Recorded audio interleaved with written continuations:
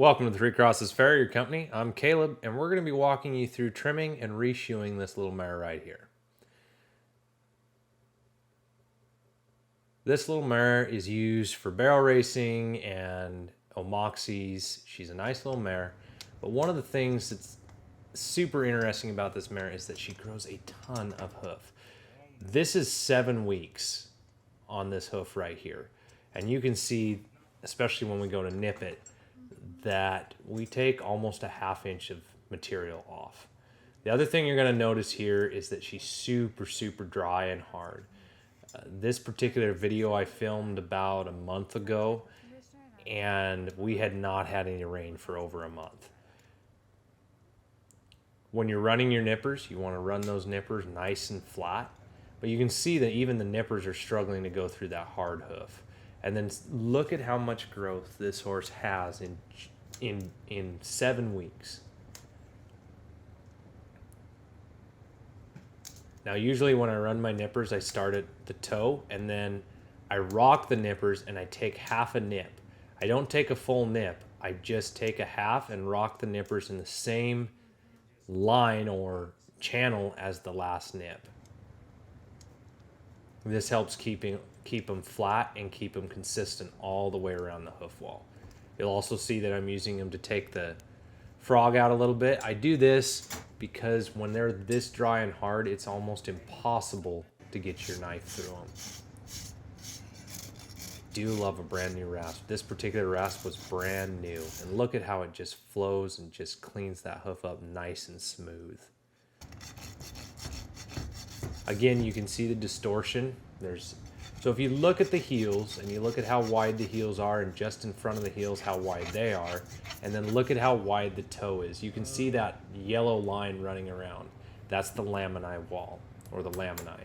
And then the hoof wall is the section of foot beyond that yellow line running around the edge of the hoof.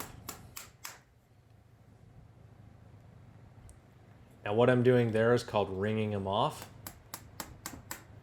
I ring the nails off so that there's no sharp edges to hook me. I'm checking to see if it's level, and seeing if I like where my heels are, and if the heels are covering, the heels of the shoe are covering the heels of the horse's hoof. That's super important. Sometimes when I'm shoeing horses and I come across a horse that's been shod by an individual who doesn't cover the heels enough, and you come back and the heels have grown over the side. Right here I'm going to do a little bit of finish work, clean that up. Now you can see my nail line on that medial side, or the inside of the hoof right there. The middle nail is a little low. The goal is for your nails to be in a straight line. You'll also notice that I put a little bit of a grind on the edge of the shoe, 45 grind around the edge of the shoe. This serves several purposes. One of the biggest things that it does is it doesn't give a hard edge for that horse to step down on. I'm gonna rasp the nails, get them nice and squared up so we can clinch them and they come out real nice and square.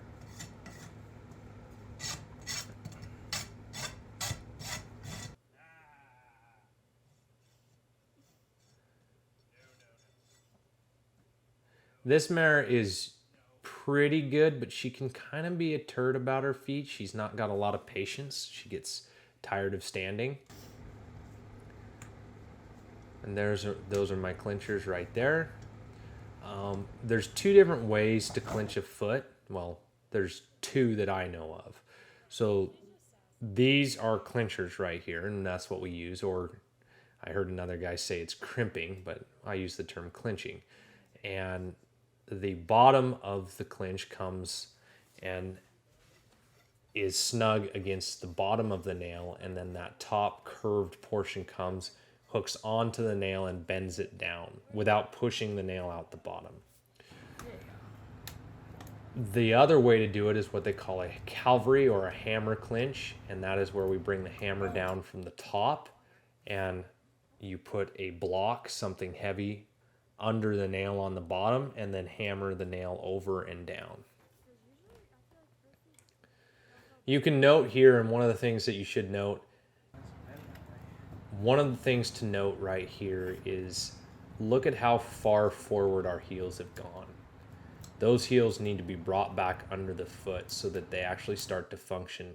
The further the heels come forward and the further the foot comes forward, the more pressure is put on the back of the foot and on the tendons, specifically the deep digital flexor tendons, which come down the leg on the backside, V and hook to P3, the coffin bone underneath.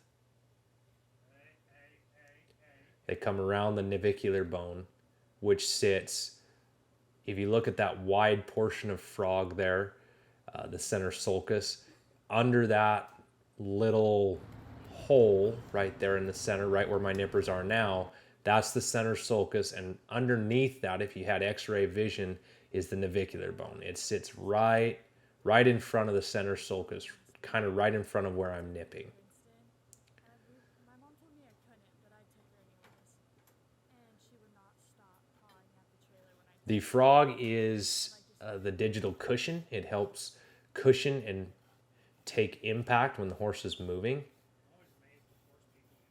Here you'll see, again, you'll see that distortion. You'll see that line running around the foot. Well, because I don't know, I wasn't really paying attention. And I was... Now, one of the things is you could bring these heels back a little more. But if you did, then you'd probably have to wedge up or do something to account for taking the heels down so much. This horse, we don't need to do that. We just need to bring the foot back as much as we can. And every time we work on this horse, we're going to bring those feet back underneath, and over time, we won't struggle with this as much. Now, I've mentioned in a couple other videos, but I'll mention it again. If you look at my nails there are set up so they're almost straight up and down. And then as I move towards the toe, they angle more towards the inside of the foot so that they follow the hoof line and come out high enough to hold the shoe in place. Now, when she jerked just a second ago, that is an extremely dangerous position to be in as a farrier. I don't think folks understand how much a horse that jerks like that causes so much trouble. If you look at where that nail comes out, my femoral artery sits not too far away from that nail, especially on the inside. The medial side of the hoof is right up against your femoral artery, up against tendons, muscle. The other day I was working on a horse. I had the foot swung forward and nails bent over instead of wrung off. And I had just gone to cut one of the nails, and I peeled it up to cut it. The horse jerked and stuck the nail into my lower tricep above the elbow. So this is a dangerous sport. Again, you'll notice, see that nail's angled a little bit more in than the other one. I'm checking to make sure it pops out. This horse is really making it difficult. One of the things about being a farrier is we're watching everything. We're watching how the horse moves. We're watching to see how he reacts to the nails. Is one of the nails close? Did he not like that one? Is he jerking because he doesn't like what we're doing with the shoe, or is he jerking because he just doesn't want to stand there anymore? There's a lot that goes into this, and I don't think folks understand how much time and energy it takes. And when you take this seriously, it takes over your life, and a lot of guys get burnt out being farriers because it's a lot. It's physically demanding, it's mentally demanding, the scheduling, dealing with people, figuring out where they need to be.